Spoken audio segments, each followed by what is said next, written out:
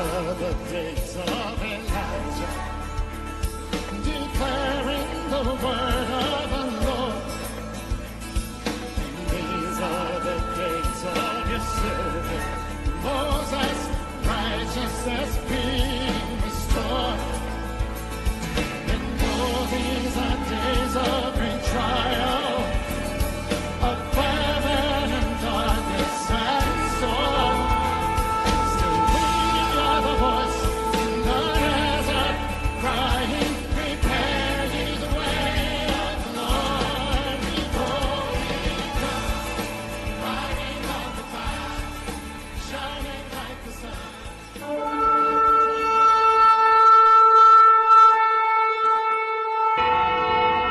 Blessed are you, O Lord God, King of the universe.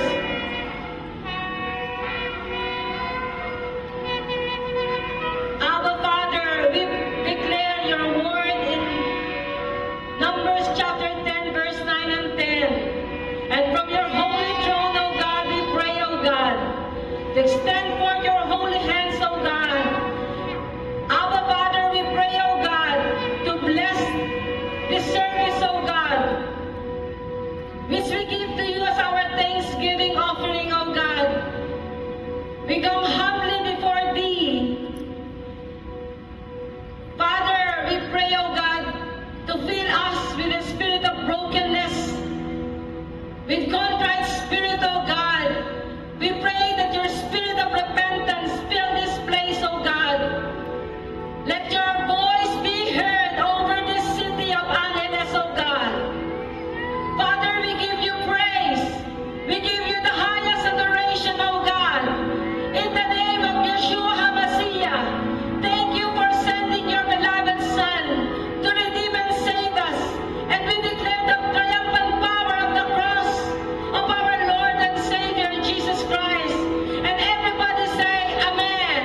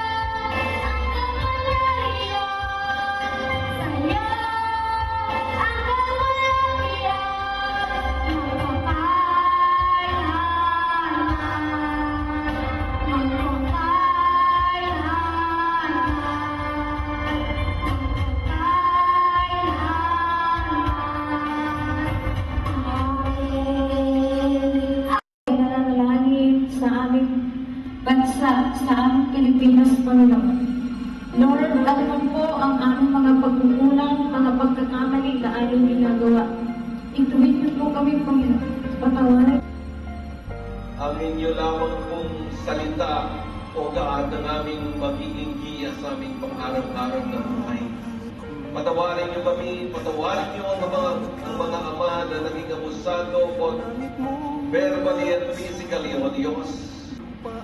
Kaunahin niyo po ang bawat isa na magsisi, O God, at talikdan ang kanilang mga gawain hindi maganda.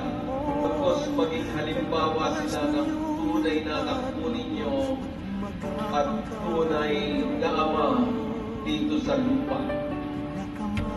Tulungan niyo po sila, O Diyos, na magkaroon ng sapat na bisyo sa buhay. O Lord, tulungan niyo po ang bawat isang anak din na natin ito na maging masunoy, maging obedient, O Lord, sa kanilang mga magulang, sa kanilang ama. At karoon namin south in just the last few hours as they see the entire year. Dozens of rescues. Tonight, more than 60 water rescue crews in dramatic flood from Missouri to Iowa to Texas, rushing through yards near school buildings, flowing water almost overtaking this SUV. As much as 9 inches of rain in southwest Missouri, falling in just 5 hours. And look at that hail, steady and bigger than the more than 100 streets were flowing in flood. And south of San Antonio, Texas, streets were caused when the Rio Grande River went surging through the streets.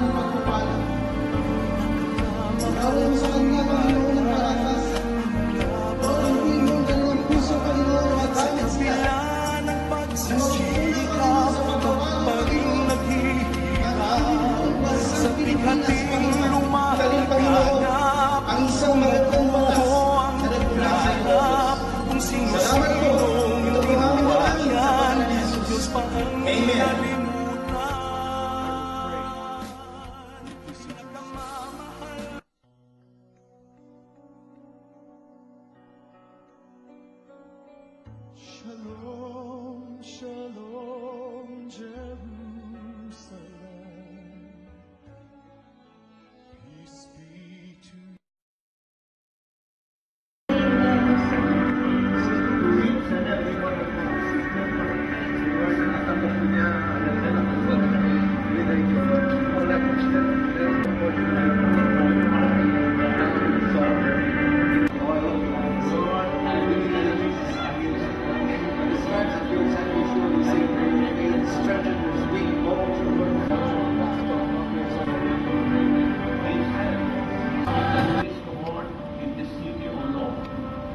And we reject them and disown them, and we repent, O Lord, that the spirit of anger, O Lord, in the name of Jesus, be removed from our life.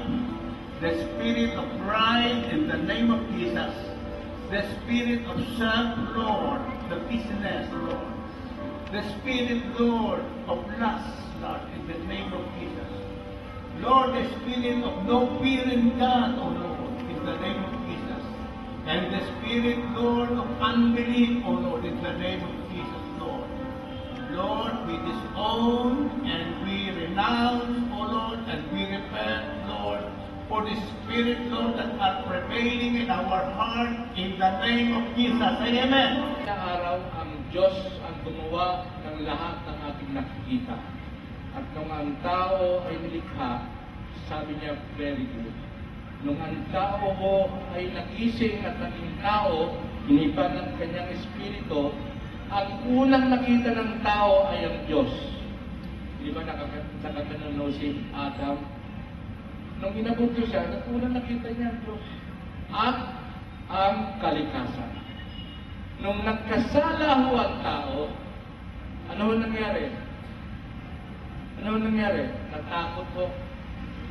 Nawala ho ang tawag dito, the separation of man and God because of sin. At wala hong pwedeng gumawa ng paraan yan na siya ay may balik sa pamamagitan ng Diyos. At ito ho ang dahilan bakit si Kristo Jesus ay dumating. Blessing of the vine. The first of the four Hasdana blessings made over wine. Blessed are you, Lord our God, sovereign of the universe, who create the fruit of the vine. Blessed are you, Lord our God, sovereign of the universe, who created the varieties of spices. Blessed are you, Lord our God, sovereign of the universe, who creates the light of the fire. Everybody say, Amen.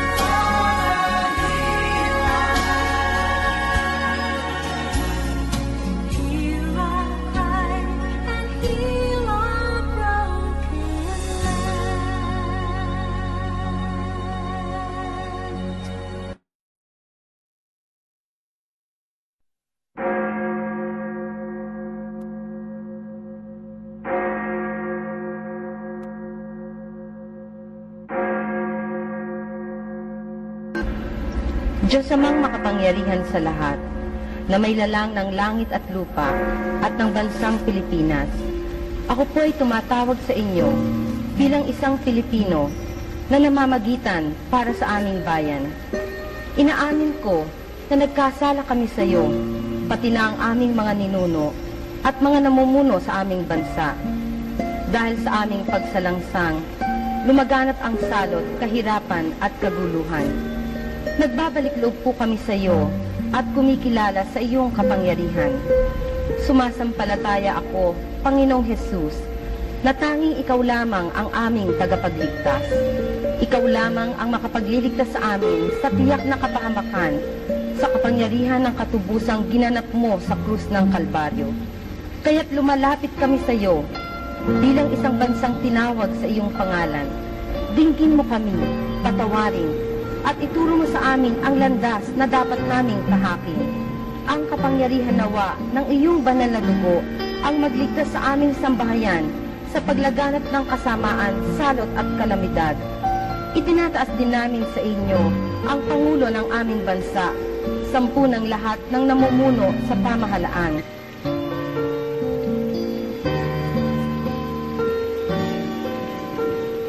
Sahin mo kami sa kapangyarihan ng buklod ng Espiritu Santo upang ang kapayapaan ang maghari sa aming bayan. Ipinagkakatiwala namin ang bansang ito sa iyong mga kamay. Dinggin mo kami, lingapin mo kami, alang-alang sa iyong pangalan. Yamang ang bansang ito ay itinalaga mo para sa iyong kaluwalhatian. Ito ang aming samad dalangin sa pangalan ni Jesus na aming Panginoon. Amen.